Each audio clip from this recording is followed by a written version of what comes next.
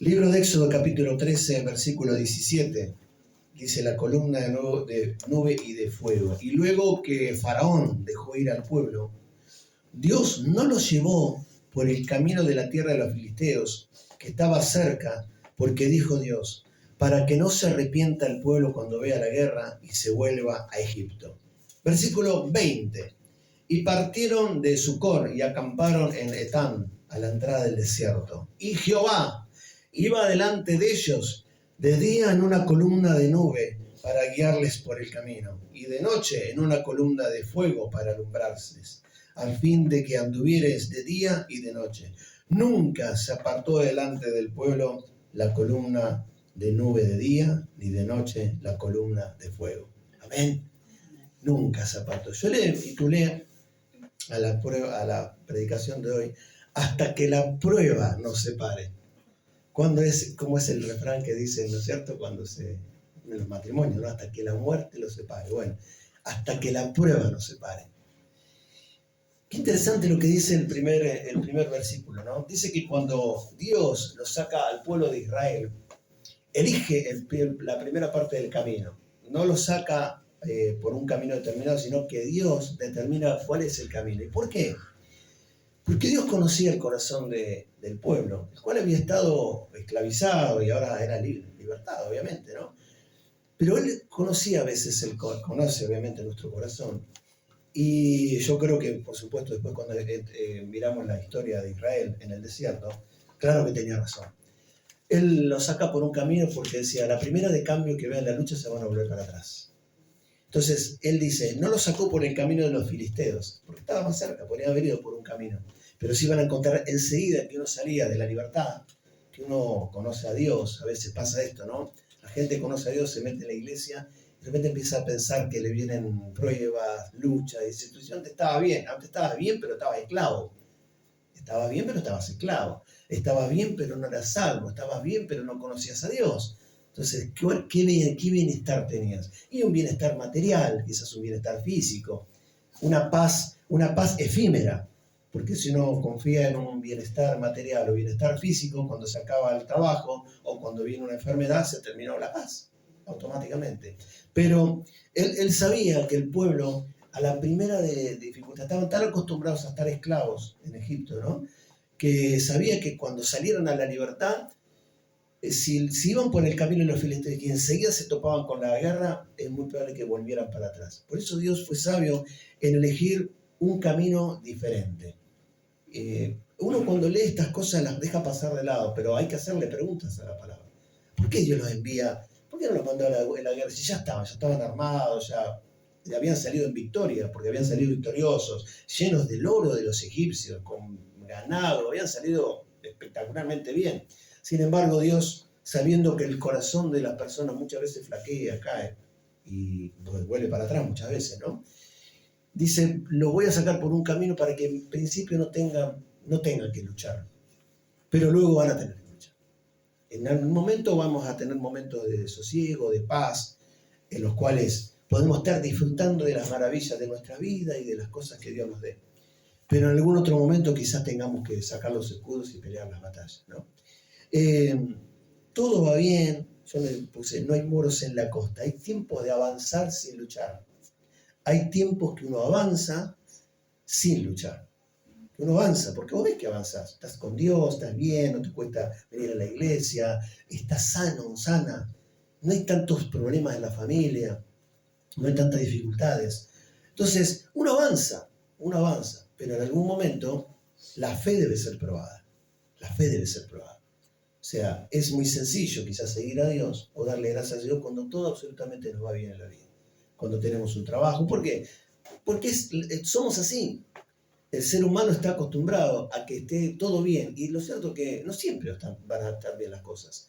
Pero Dios fue sabio en sacar al pueblo que en principio, ya que venían encima desde 430 años esclavos, fíjense la bondad de Dios. Estoy viendo acá un Dios que piensa en sus hijos y un Dios bondadoso.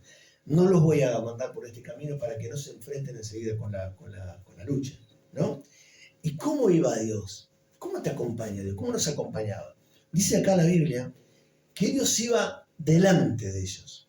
delante. Nosotros pensamos a veces que cuando enfrentamos una adversidad, una lucha, como la que hemos compartido hace un ratito, parece que Dios no estuviera. Sin embargo, Dios ya está adelante de nosotros. Él fue, ya está, Él va adelante.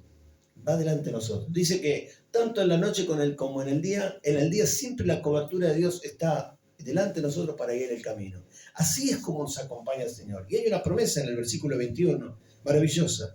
Nunca se apartó de delante del pueblo la columna de nube de día y de noche y la columna de fuego. Dios nos encamina muchas veces en lugares favorables, donde los vientos soplan a favor, donde Él, por supuesto, está, y hay veces que nos atravesamos con algunas dificultades, ¿no? Pero me gusta saber que Dios siempre está delante de nosotros. Él ya vio la dificultad, Él ya sabe lo que viene por delante. Por eso Él establece que no salgan por un determinado camino, sino por otro. Pero ya sabía Dios que cuando se encontraran con esta dificultad, iban a volver atrás. No sé, que se arrepiente igual. Enseguida que una persona, ¿qué le pasa a las personas cuando por primera vez conocen al Señor? Claro, arrancan y a veces los vientos son favorables, me está empezando a ir bien, tengo paz en mi casa. ¿Qué viene primero cuando uno tiene a Dios en su vida? La paz, automáticamente. Yo estoy sintiendo paz, hay algo diferente en mi casa. A veces empiezan a conseguir trabajo, empiezan a prosperar, a ser bendecidos. ¿Y es de la mano de Dios? Claro que sí. Pero necesita, esa parte de la fe necesita ser probada. Como voy a ver después en Primera de Pedro. Es necesario que la fe sea probada. De distintas maneras Dios va a probar. Pero lo cierto es que la columna nunca se apartó de ellos, jamás se apartó. De hecho, cuando sucede el acontecimiento del Mar Rojo, dice que Dios cambia de lugar. Escuche, qué maravilloso. Dice que eso iba la columna de fuego, de la nube y la columna de fuego siempre adelante. Pero en el momento de cruzar el Mar Rojo, ¿quiénes venían atrás? Por eso cantamos esta canción. El ejército. ¿Sabe lo que hace Dios? Pega la vuelta y va atrás de ellos. Entonces les dice, ahora es tiempo que avancen solos. Yo voy atrás y los voy a guardar de lo que viene. La columna de fuego cambió de lugar. La columna de Dios va siempre delante de nosotros, siempre, siempre. Y la nube significa que la nube nos protege de todas las adversidades. Siempre, mientras uno esté en esto que hablamos hoy, busque primeramente el reino de Dios. Siempre que nosotros busquemos el reino de Dios, la nube jamás se va a apartar de nosotros. Y vienen las tormentas, y vienen los rayos, y viene el calor, y lo que sea, siempre va a estar la nube. Pero Dios, estratégicamente, primero nos da un tiempo de sosiego, quizás, para que no nos enfriemos, no caigamos tan rápidamente. Hay otros que no, hay otros casos que te dicen todo lo contrario, empecé a seguir al Señor y me está yendo todo mal. Bueno, porque Dios conoce el corazón de la persona y sabe que pueden resistir, porque Dios no te va a dar nunca una prueba que no sea más difícil de la que puedas soportar, jamás. Es promesa, es palabra de Dios, que la prueba que nosotros tenemos sí la podemos soportar, sí, sí y amén. Lo que nos esté tocando, Dios nos permite. A veces es el enemigo, a veces. Ahora vamos a ver quién es el que inquietó el corazón de Faraón para meterlos en prueba. Fíjense cómo Dios hace estas cosas. Primero me da todo bien, que vayan por un camino, y de repente lo incita a Faraón al corazón para que salgan a perseguirlos. Porque Dios quería ver de qué estaban hechos, de qué madera estaban hechos, y si realmente creían que Dios los había sacado de la esclavitud, y si ellos tenían la fuerza y la fe necesaria para alcanzar la tierra prometida. Porque si no, ¿qué hubiera sido? Bueno, y de hecho sucedió, estuvieron en lugar de 40 días, 40 años dando vuelta en el desierto.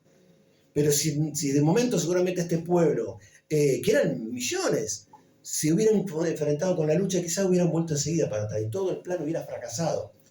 Entonces hay un momento que Dios permite que uno tenga una luz, pero nunca... Quizás es hasta feo decirlo, no nos acostumbremos a que nos vayan tan bien las cosas. Porque si nos va todo bien, y en algo quizás no estamos siendo probados.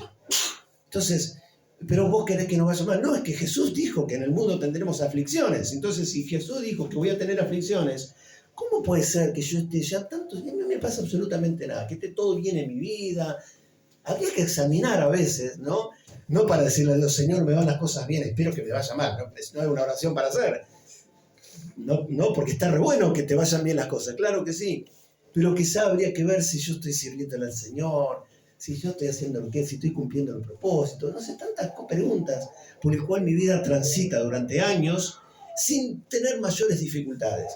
Y si no debe ser también, porque quizás Dios conoce el corazón que necesitamos un tiempo en el cual no haya luchas. El tema es que Dios propone eso, pero el enemigo siempre está rondando para poder derribarnos, para poder tirarnos. Entonces, un tiempo en el cual nosotros podemos caminar confiados. Y el tiempo malo también tenemos que caminar confiados. Sea la etapa que nos toque en nuestra vida, de lucha o de bienestar, siempre hay que vivir confiados en Dios. ¿Por qué? Porque hay un espíritu que es el espíritu de que yo creo que todo radica ahí, el espíritu de temor. Le hablamos, de atemorizarte. ¿Qué hacen los brujos? Te tiran un dicho, te hacen esto, te hacen lo otro. Para que uno se atemorice. Cuando viene el temor sobre tu vida, por eso Dios fue sabio y los envió porque si ellos salían del desierto, al desierto, de haber salido de la esclavitud, de todo esto, y se topan con un ejército muy armado, porque los filisteos eran un ejército poderoso, lo vamos a ver al resto de la palabra, siempre lucharon contra quiénes, contra los filisteos. Goliat, ¿quién era? Filisteo.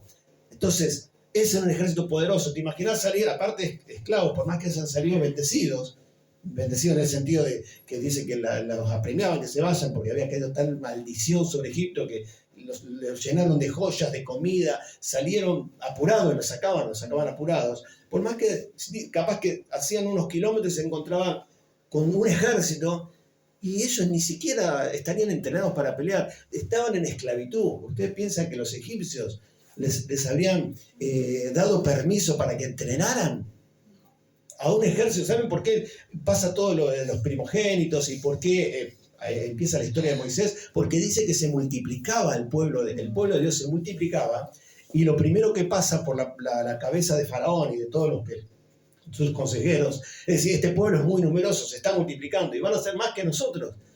Y si van a ser más que nosotros, nos van a terminar dando la vuelta a la tortilla. O sea, en lugar de dominarnos nosotros a ellos, por eso empiezan a matar los hijos varones. Y ahí se salva Moisés. Pero ellos, sabía el Señor que en algún momento ellos iban a tener que enfrentar una lucha, pero este no era el momento. Por eso Dios iba adelante, iba siempre guiando a su pueblo, siempre guiándolo a su pueblo, ¿no?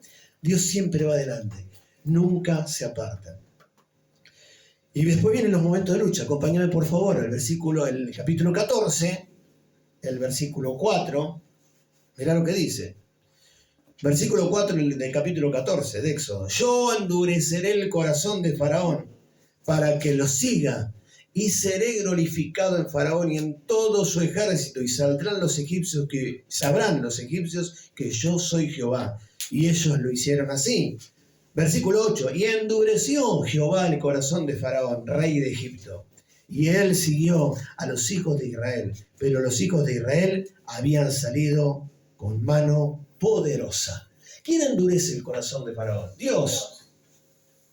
No es que el diablo ni suscitó, no, Dios a veces permite, incita que nosotros estemos probados, porque es necesario que la fe sea probada, dice, por fuego. Entonces las dificultades muchas veces son relativamente menores, parece, y a veces son dificultades grandes, muy grandes, pero la fe debe estar intacta. Dios endurece el corazón. Entonces Dios ahí dice, bueno, ahora viene el momento de luchar. Este tiempo, este tramo que salieron llenos de joyas, dice que salieron ricos, con ganado, con todo, saliste bien, arrancaste. Ahora, en este tiempo, que han sido quizás días, ¿cuántos días habrán pasado de que salieron de Egipto hasta que se encuentran con el Mar Rojo? Pocos días. Pero ahí nomás viene Dios y incita el corazón de Faraón para que se vuelva contra ellos y dice, bueno, ahora voy a levantar un enemigo en tu contra. Muchas veces se encuentra la palabra de Dios, que Dios es el que levanta a los enemigos en contra. Dios permite o levanta enemigos. ¿Para qué? Para que probemos la fe. A ver de qué están hechos. A ver ahora que ya vieron que los guié por un camino que salieron, que todo lo que les prometí fue cumplido. Todo lo que les prometí, los saqué de la esclavitud, los guié con mano poderosa. Pero dice que salieron de Egipto con mano poderosa. ¿Qué mano poderosa puede tener un esclavo? Ninguna. Lo que les dije recién, los esclavos no tenían tiempo de ir. Bueno, ahora dejen de trabajar en las pirámides y vayan a entrenar ejército. ¿A vos te parece que un esclavo puede hacer eso? Para nada. Eran gente que estaba torturada, sometida. Entonces, ¿qué preparación tendría? Ninguna. Pero quizá en este tiempo ellos vieron la gloria de Dios y tuvieron un momento de que que se vieron bendecidos. Digo, es que Dios que teníamos, al final no lo conocíamos tanto. Es maravilloso, pero Dios, tengo que probar a esta gente para ver de qué están hechos y para ver si realmente pueden alcanzar la tierra prometida. ¿Cómo puedo hacer? ¿No? Bueno, voy a incitar enseguida que salieron, voy a incitar el corazón de Faraón para que se levante y los corra. A ver qué pasa. Y cuando se enfrenten en una verdadera dificultad, que era estar entre volver a la esclavitud, entre ser sometido o ser muerto quizás, porque esta palabra lo utiliza para volver a la esclavitud. Pero yo te quiero hablar de otras cosas, del peligro que había quizá en ese momento. Cuando todo un ejército los está corriendo, no sé si era para que vuelvan a ser esclavos o para masacrarlos directamente. Y se encuentran con un mar que era imposible de cruzar. Y el ejército atrás. Y Dios hace esto que te digo, ¿no? Cambia las estrategias. Yo voy delante de ellos, ahora me voy a poner atrás de ellos. Porque adelante hay todo un horizonte, un campo grande. Adelante está la bendición. Ahora tiene que ir solo, es como que la presencia de Dios no solamente me defiende de lo que viene atrás mío, sino que me impulsa. Me defiende y me impulsa. Si la presencia de Dios viene atrás mío, ya me está empujando. Ahí tenés la tierra. Vayan. Tienen la tierra prometida por delante. Yo ahora me doy la vuelta. Ya, ese es el camino. Ya saben dónde tienen que ir. Ahora yo me voy a poner atrás de ustedes con un escudo. Y dice que mientras iban adelante había como una tiniebla. Mira, este capítulo es maravilloso. O sea, no se veía. Los egipcios el enemigo estaba como sus ojos entumecidos. Había polvillo, había tormenta. O sea, no se veía. ¿Dónde estaban los israelitas? Vamos, nosotros vamos atrás de ellos. Nos seguirán por las huellas. Pero Dios estaba atrás del ejército de Israel, sosteniendo entre el enemigo y vos. Siempre Dios está entre el enemigo y vos, siempre está Dios. Decilo conmigo, entre el enemigo y mi vida, siempre va a estar Dios. Dios está siempre, sea atrás, adelante, al costado, donde sea, pero Dios está. Entonces nunca es el enemigo peleando frente a frente contra mí. Siempre está el Señor con mi vida para pelear las batallas. Momentos de lucha, de prueba. A veces el enemigo se levanta y nos enfrenta. A veces el mismo Dios es el que incita al enemigo en nuestra contra para moldear el carácter y la fe. Creo que lo compartí en el grupo a la mañana. ¿Para qué es la mayor virtud de la fe? Para alcanzar la gloria de Dios. Sí, necesito la fe para vencer tantas cosas, para alcanzar esto, lo otro. Pero la fe preciada, esa fe maravillosa que voy a compartir en unos instantes, es una fe que es para ser salvos, para permanecer en la carrera. El fin de la fe, pues muchos dicen, yo necesito fe para que se sane el familiar enfermo, para que Dios se levante y me dé trabajo, para que me saque esta situación, fe para mi matrimonio, fe para esto. La fe más preciosa que tenemos que guardar es para seguir el camino y ser salvos. Esa es la fe que más necesitamos. A veces la gente tiene demasiada fe por las cosas que son terrenales y no eternas. La fe que tenemos que mayormente cultivar es la que nos permite alcanzar la eternidad, que es la fe en Jesucristo. Eso es la fe. A veces el mismo Dios incita al enemigo en nuestra contra para moldear el carácter y probar la fe. Pero Dios nunca se va a apartar. Moldear el carácter. Cada vez que nosotros tenemos dificultades, cada vez que un ejército se levante contra mí, es para moldear el carácter y probar la fe. Y si se prueba la fe en ese nivel, es muy probable que la fe vaya aumentando. Los discípulos le dijeron a Jesús, Señor, aumentanos la fe. ¿Y qué hizo el Señor? ¿Oró por ellos? No. Ahora, aumentanos la fe, Señor. Bueno, señora, ahora reúnanse los 12 acá. Voy a orar para que tengan más fe. No, fueron perseguidos, huyeron, pasaron dificultades. Y después se encontrarse al apóstol Pablo, a Pedro, bueno, sus discípulos, en ese caso no estaba Pablo ahí. Sus discípulos, Pedro, todos ellos perseguidos, encarcelados, muertos algunos. ¿Cómo es? Aumentanos la fe, Señor. Bueno, dale, ya la voy a aumentar la fe. ¿Y cómo aumenta la fe? A través de las luchas, a través de las pruebas. y sosteniéndonos en la lucha, en la prueba, aferrándonos a la palabra, es donde sorteamos todas las dificultades y nuestra fe aumenta. Ahí aumenta la fe. ¿Cómo aumenta la fe? Leyendo la palabra. Sí, hay un montón de recetas, ya las conocemos, orando, leyendo la palabra, eso ya lo sabemos. Pero es orar y leer simplemente que crece nuestra fe. No, es en el momento de la dificultad donde vos necesitas la fe, sea tuya o sea de otra persona que tenés que orar por ella. Se necesitan las dos fe. A veces es la fe mía que necesito para sostenerme, a veces es la fe que necesito para ayudar a otras personas. Yo tengo que tener fe para ir a orar por una persona enferma. Yo tengo que tener fe. Si yo no tengo fe, ¿sabes qué? Quédate en tu casa y decir, ¿hay otro hermano en la congregación que tenga fe para ir a orar por esta persona? No vayas a orar por una persona si vos primero no tenés fe. ¿Para qué vas a ir si no tenés fe? Entonces, primero la fe es para eso. Entonces, uno se sostiene. Dios nos prueba. 14:4-2. Dios endurece el corazón de Faraón. Dios permite la prueba. Ahora sí acompañamos a primera de Pedro, capítulo 6. Porque para algo son las pruebas. La primera carta de una persona muy probada, como el apóstol Pedro, en el versículo, primer capítulo, versículo 6. Mirá lo que dice, qué maravilloso. ¿Dónde está acá? En lo cual vosotros os alegráis, aunque ahora, por un poco de tiempo, y si es necesario, diga conmigo, por un poco de tiempo, y si es necesario, tengáis que ser afligidos en diversas pruebas, para que sometida la prueba, vuestra fe, mucho más preciosa que el oro, el cual, aunque pereciere, se prueba con fuego, sea hallada en alabanza, gloria y honra cuando sea manifestado Jesucristo. A ver, leo.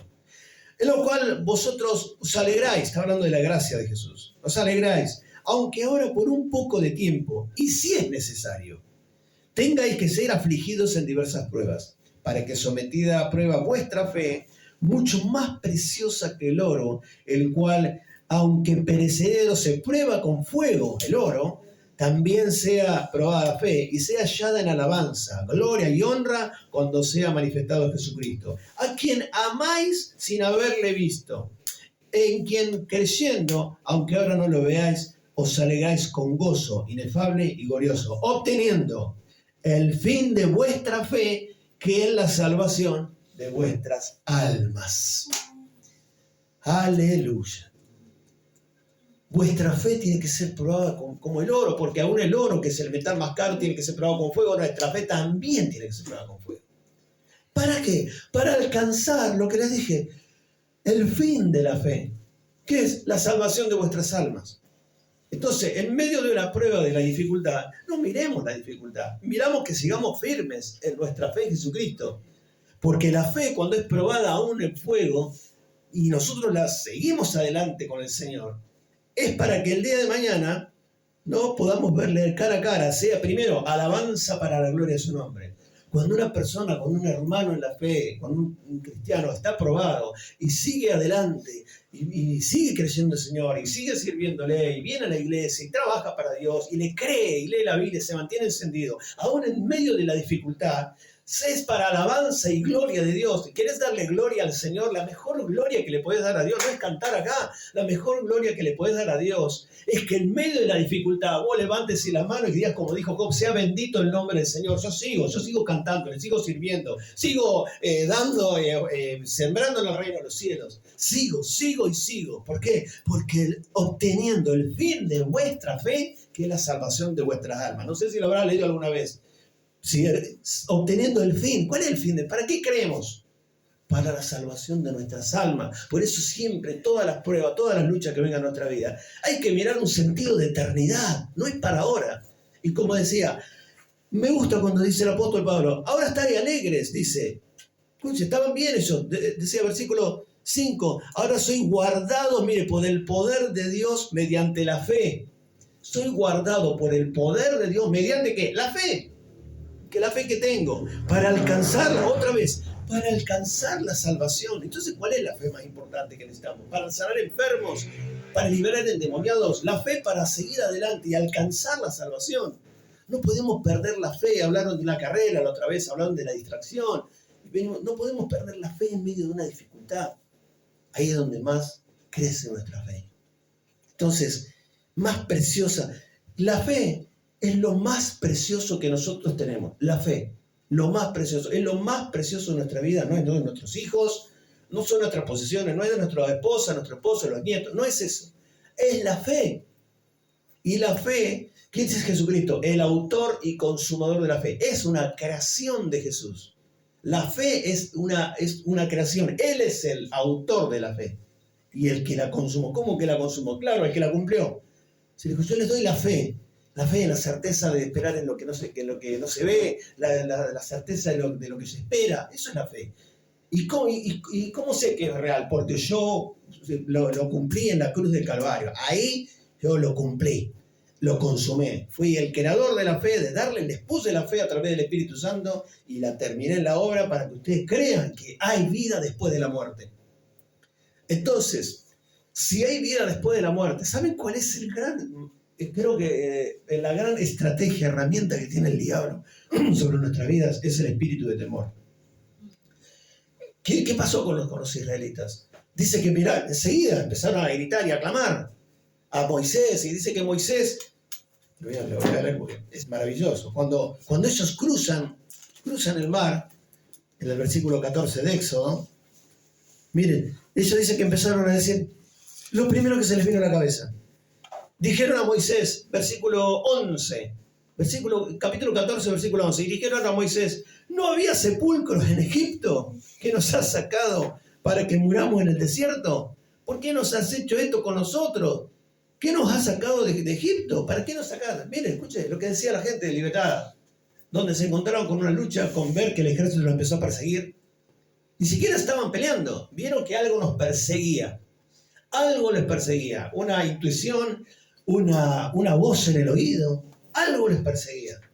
Entonces, ¿qué herramienta poderosa la de Satanás? El temor. Es decir, no había, escucha lo que les dicen los israelitas a Moisés, que no había tumbas allá para que muramos allá, que nos sacaban morir para acá. Pero ¿cómo? Primero no era que vieron la columna de fuego, que Dios iba adelante, que esto, que el otro, que salieron. ¿No vieron la gloria de Dios? Y ahora cuando algo nos persigue, un temor a qué, a temer a perder el trabajo, un temor a perder la pareja, un temor a perder, a morir. El temor a la muerte es algo muy profundo para tocar, porque si uno tiene temor a la muerte, no está creciendo en que hay una eternidad. No estamos creciendo que nosotros somos eternos, que de acá esto es un tránsito. Entonces el temor a la muerte muchas veces es uno de los peores temores que puede estar disfrazado de otros temores. Si yo no le tengo tanto miedo a la muerte, que yo sé que acá estoy de paso, tampoco voy a tener tanto miedo a que me quede sin trabajo. Tampoco voy a tener tanto miedo si algún hijo está enfermo. Tampoco voy a tener tanto temor si está pasando algo que yo no entiendo. Porque sé que estoy finito y que es un tránsito esto. Entonces el temor a la muerte es una de las cosas que más utiliza el enemigo. ¿Por qué has hecho así con nosotros? Nos has sacado de Egipto. ¿Para qué? ¿Para que nos maten en el desierto? Dice el versículo 12. No es esto lo que hablamos en Egipto, diciendo, déjame servir a los egipcios, porque mejor no fuera servir a los egipcios que morir en el desierto. Escuchen lo que decía. No le habíamos dicho, quiere decir que le habían, cuando Moisés les decía, ahora van a salir de ser esclavos y van a ir a una tierra prometida. Dice que le decía, no es esto lo que habíamos estado hablando. Se ve que se habían juntado diciendo, déjanos servir a los egipcios. En cualquier película que veamos, es gráfico, como era un esclavo. Preferían estar ahí. No habíamos visto, antes de que Moisés se ve que habrá tenido que trabajar grandemente en convencer a ellos de que el Dios que ellos creían en ese Dios. Ya lo que venían trayendo de Abraham, de Isaac y de Jacob y de José. Ya querían, ellos tenían que tener sus rituales, sus oraciones. Lo que pasa es que seguían esclavos. Entonces no habíamos hablado de esto, ¿no? Que nos convenía servir a los egipcios, porque mejor era servir a los egipcios que morir en el desierto. Y Moisés le dice al pueblo, no temáis, estad firmes y ved la salvación que Jehová hará hoy con vosotros. los egipcios que ahí habéis visto, nunca más para siempre los veréis. Y Jehová peleará por vosotros y vosotros estaréis tranquilos. ¡Qué maravilla! Estén quietos. Jehová peleará por vosotros. Y ustedes, eso que sorteamos, eso que pasamos, no lo veréis nunca más.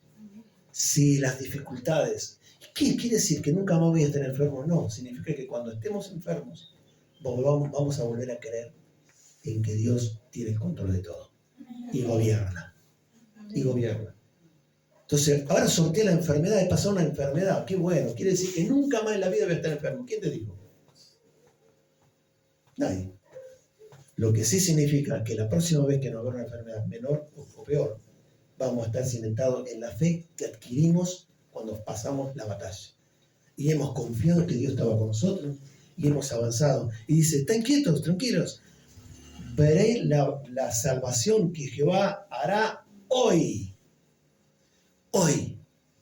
Con vosotros. Cuando Dios se levanta la adversidad, se levanta en el momento.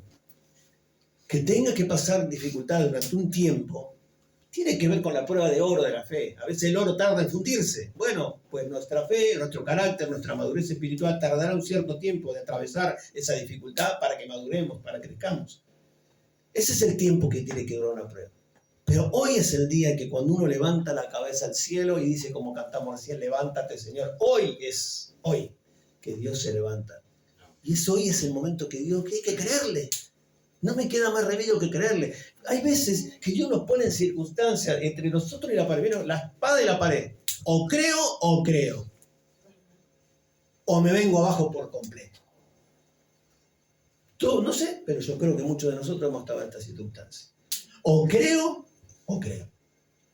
No me queda más remedio que creer en Dios. Y punto. Y si no, ¿qué hago? Si no agarro todo esto, lo prendo fuego y se terminó. ¿Para qué voy a seguir si no voy a creer que Dios peleará la batalla por mí? Por eso le decía, hasta que la prueba nos separe. Hay cristianos que hasta que la prueba nos separe. Donde viene la prueba, caemos. El espíritu de temor, intimidación, creo, por experiencia, por lo que uno escucha, es el más utilizado por Satanás. Ni bien ellos salieron de Egipto, Dios los puso contra este espíritu. ¿Quién es el espíritu? ¿Lo veían en el ejército? No. Si ellos ya estaban adelante y si Dios iba atrás guardándolos, yo no estoy tan seguro de que los tuvieran ahí, porque eran más poderosos. Ellos tenían carros armados. Si los egipcios hubieran estado ahí nomás a la vista, los hubieran agarrado enseguida. Estarían lejos, pero ha llegado el rumor, no sé, escucharían el oído, escucharían allá a lo lejos los caballos, los gritos, vaya a saber, las trompetas de los egipcios que venían, pero no lo veían. A veces los enemigos son fantasmas, vienen sobre nuestra cabeza y no están. A veces el temor se infiltra en nuestra vida y no existe. El espíritu de temor es un arma poderosísima de Satanás, poderosísima. Viene sobre tu vida, alguien te miró mal, el patrón te mira mal, para mí que está en riesgo mi trabajo. Mi esposa, no sé, la miré viendo, no sé, un canal y viendo otro que se puso por delante. Ya mi esposa, vaya a saber si. ¿Y qué es eso? Si yo no vi nada. Y a veces llega, y le digo el otro temor que es infundido a través de una persona que te susurra al oído. ¿Cómo entró el pecado en este mundo? Por el susurro de la víbora Eva. Lo hemos escuchado. Entonces, a veces el temor. ¿Y dónde está el temor? ¿Lo ves? No, la verdad que no. ¿Te echaron? No, estoy bien. Entonces, ¿qué es lo que es? ¿Te moriste? ¿Te enfermaste? No, ¿estás peor que antes? No. ¿Y por qué tenés miedo? Y la verdad que no sé. No, sí, sabelo. Es un espíritu que viene sobre la vida de los cristianos, especialmente. Y de ahora, la sociedad argentina, en este momento, ¿no? ¿Qué está pasando? ¿Qué tiene? ¡Temor! Por eso, donde agarran un peso, compran todo lo que pueden en el supermercado y dejan de hacer cosas, no avanzan más, no nos quedamos. Está bien, hay veces que es una cuestión de sabiduría e inteligencia hacer ciertos negocios. Y otra cosa es tener miedo. miedo de que Dios no me va a proveer, miedo de que Dios se va a olvidar de mí, me va a dejar la columna de fuego y la nube y la columna de fuego se van a apartar de mí, porque hay otro presidente, porque hay otras líneas, se va a apartar de Dios. ¿Y por qué tenemos miedo a veces? Miedo de encarar cosas, miedo de dejar las cosas que nos tienen esclavos, soltarlas y ir para adelante. Y Dios dice, anda para adelante, que yo me quedo acá atrás. En este tiempo, anda, métele, alcanzalo lo que tenés. Alcanzá la gloria, la victoria, lo que yo tengo para vos. Yo me voy a quedar acá atrás. Que cuando venga el ejército atrás para alcanzarte y para retenerte, como en los partidos de fútbol, que los retienen para no alcanzar, ¿no? En los partidos de fútbol sacan amarilla. ¿Por qué? Porque va a hacer el gol y viene uno atrás y lo agarra de la camiseta. A veces el enemigo nos tiene agarrado a la camiseta.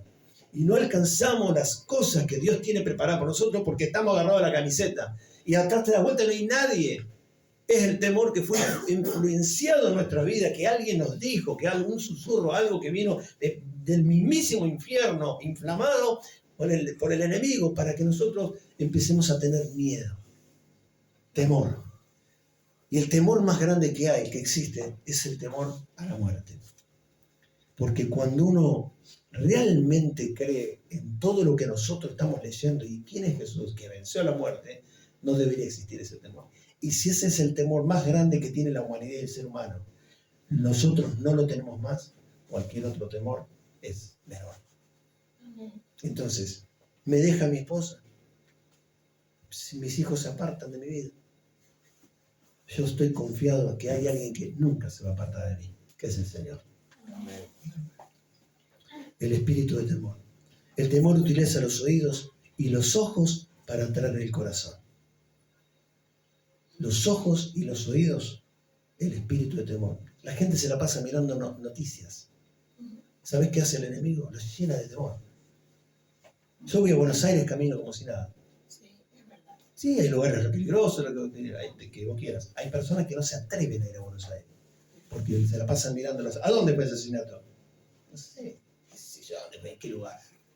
Pero por eso que te inflama la vista y los oídos, uno tiene temor. No, a ese lugar no voy. Y al otro sí, porque te dijeron que hay paz. ¿Y que vos pensás que en Bariloche hay paz en Bariloche, que están invadiendo terrenos, que también hay problemas económicos, que hay delincuencia? Claro que hay delincuencia en Bariloche también. Entonces, no, lo que pasa es que el paisaje es tan maravilloso, ahí debe haber una paz, ahí debe estar Dios. Yo tampoco, en Buenos Aires no, y allá sí. Los ojos me traicionan, qué lindo este paisaje, qué bella esta paz. Podés estar en el peor de los infiernos en medio de un paisaje maravilloso. Porque el corazón, la mente está torturada. Está solo y está en un lugar paradisíaco, maravilloso, en medio de una triste soledad. Entonces, los ojos y los oídos son especial tierra de cultivo para el temor. Para el temor. ¿Cómo resisto la prueba? Utilizando las mismas herramientas. Si la prueba y nosotros no se infunde sobre nosotros temor, miedo a lo que pasará, a través del oído y de los ojos, con esos mismos sentidos, yo resisto la prueba. ¿Qué hago? Escucho. ¿Qué escucho? Palabra de Dios. ¿Qué escucho? Alabanzas. ¿Qué habla mi boca? Alabanzas. Habla de la grandeza de Dios. Cuando leo la Biblia, la leo en voz alta. Aunque un ejército acampe contra mí, no temerá mi corazón. La boca, y queda cortito, de la boca al oído de una distancia pequeña. Y cuando vos hablás, tu ser íntimo está sintiendo la vibración de tus cuerdas vocales íntimamente. Tu ser se estremece cuando uno lee la palabra de Dios, no cuando la lee del celular y no la recita. El poder está en la palabra, sí, en esta palabra y en la mía también. Cuando yo leo la palabra, estoy infiriendo fe a mi oído y a mi ser interno. No es lo mismo leer la palabra en voz baja que leerla en voz alta. Hay momentos de meditación donde uno lee y otros momentos que uno tiene que hablarla en voz alta, porque la fe viene por el oír y el oír la palabra de Dios.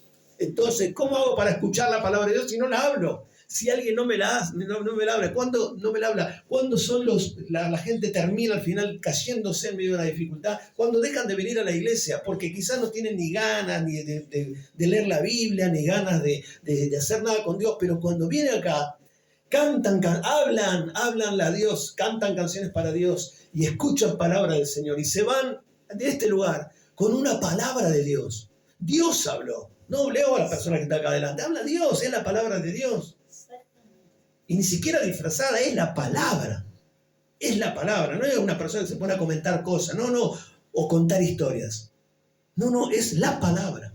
Cuando yo me siento, uso las mismas herramientas que utiliza el diablo, si el diablo usa la palabra para inferir temor en tu vida, para que decaiga tu fe, usa la misma herramienta que el Satanás tiene, que la tenemos nosotros, pero con más autoridad y más poder, porque mayor es el que está en mí que el que está en el mundo. Mayor es el que está en mí, el que me susurra a mí, mayores que el que me susurra y está en el mundo. Entonces la palabra de Dios es el mejor susurro que puedes tener en tu vida, que podemos tener. ¿Cómo hago? Lo hablo, lo canto. Las mismas. ¿Qué ven mis ojos? Veamos la palabra del Señor, veamos cosas que sean agradables a nuestra alma. Y no te estoy hablando que todo tiene que ser cristiano, vamos a ver la película de Moisés. No estoy hablando de eso, estoy hablando de que sea edificante. Algo que no me traiga tristeza, que no me traiga dolor. Algo que Dios llene mi corazón. Las mismas herramientas que el diablo usa para atemorizarte, nosotros las vamos a utilizar para reforzar nuestra fe. Una vez que la fe es reforzada, una vez que lo hablamos, que lo entendimos, ¿sabéis lo que cambia? Nuestra voluntad. Cuando el enemigo entra por el oído, transforma nuestra mente, transforma nuestro corazón y cambia nuestra voluntad. ¿Qué hace nuestra voluntad? Vuelve para atrás, retrocede. ¿No había mejores sepulcros para atrás? Más adelante decían, en Egipto comíamos pescado. Andá a saber cuánto pescado le daban para comer. En Egipto nos acordamos de las papas y los rábanos, decían a veces. ¿Y qué? Y ahora Dios te pone una tierra por delante, está llena de cordero, de vaca, de oveja, una tierra fértil donde fluye leche y miel. ¿Y vos te acordás de los puerros? Escuche, de los puerros se acordaban. Nos acordamos de los puerros y la cebolla. Querido, tenés cordero, tenés vaca, tenés esto, tenés las frutas que a vos se te vayan en la imaginación, las tenés ahí adelante. Y si renegaban, ahora tenemos este maná que ya estoy cansado, siempre iba a predicar de la queja, pero Dios trajo esta palabra. Siempre quejándonos. Estamos con este maná, hace tanto estamos comiendo este maná, y yo quiero comer carne. Siempre la queja. Y tenés ahí, nos acordamos de las papas y los rábanos, y los puerros, y las cebollas. Hermano, si yo tengo un cordero adelante al asador, lo menos que me voy a acordar es de la cebolla, hermano. De la cebolla. Yo me como cordero. ¿Entendés? Así son los cristianos cuando están a prueba por delante. Y no se da cuenta que te dice Dios, avanzá, no te acuerdes de la cebolla. Dejá los puerros y la cebolla, andá a comerte un guisado de lo que te guste. Andá a comerte eso que tanto te gusta y dejá los puerros y la cebolla. Eso era del pasado. Y el pescado que comíamos, estaría buenísimo saber cuántos pescados le daban. Capaz que le tiraban un pescado ahí todo crudo y los pobres, no saben. Y nos acordábamos. Así que comía cebolla y puerro. Y yo tengo todo esto para adelante para ti. ¿Qué tenés que hacer? Vencer la prueba. Vencer las tentaciones, vencer las pruebas. Voy terminando.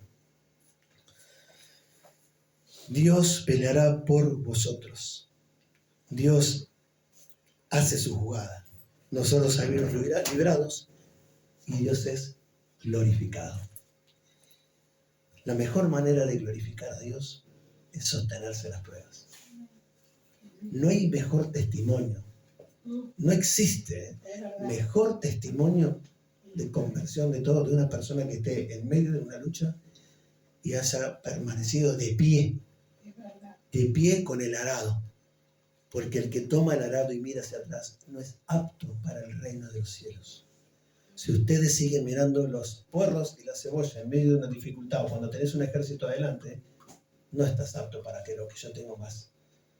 Seguí cuidando la fe para que seas salvo, pero hasta acá habrá llegado.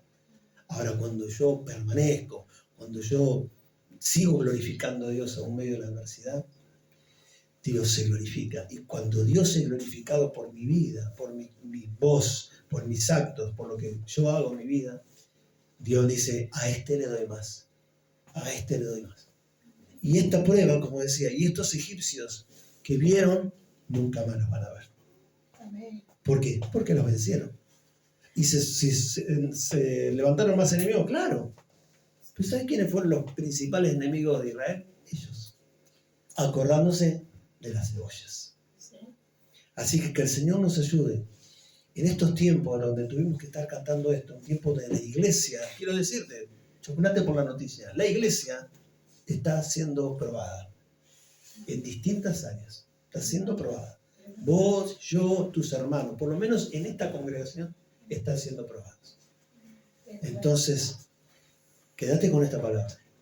Si no está allá adelante el Señor que va marcándote el rumbo, está acá atrás guardándote. Y cuando uno dice, el ángel de Jehová acampa alrededor, acampa, significa un campamento de ángeles alrededor de mi casa.